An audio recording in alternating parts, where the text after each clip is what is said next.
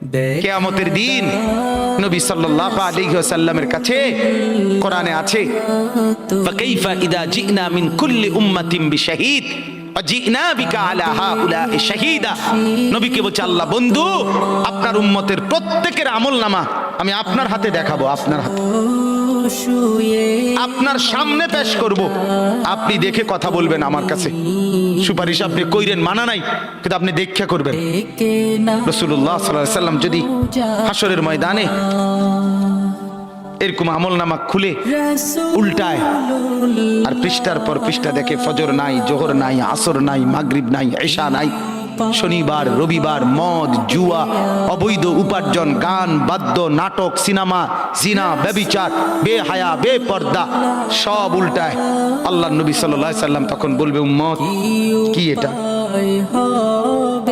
উম্মত আমার 23 বছরের এত চোখের পানির কথা একবারও মনে হয় নাই, কি আনছো এটা আমারে?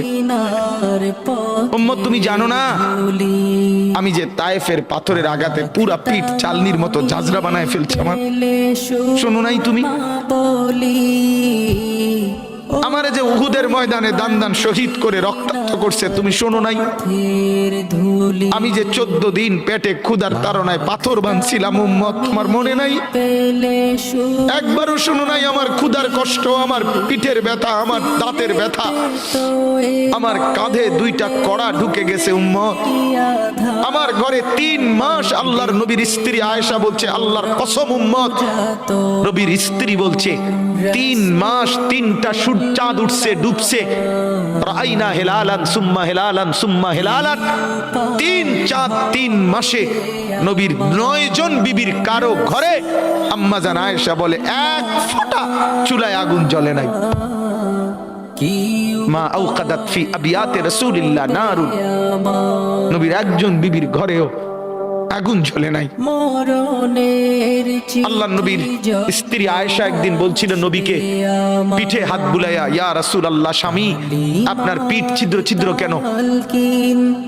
পুরা পিঠ চালনির মতো ছিদ্র ছিদ্র কেন? আপনার কি ছোটবেলায় বসন্ত রোগ হয়েছিল, গোটা হয়েছিল? আল্লাহর নবী চোখের পানি ফেলে বলছে, আয়েশা তুমি জানো না আমার এই পবিত্র দেহে তো কোনোদিন মশাও বসে না, মাছিও বসে না, পোকা বসবে কেমনে?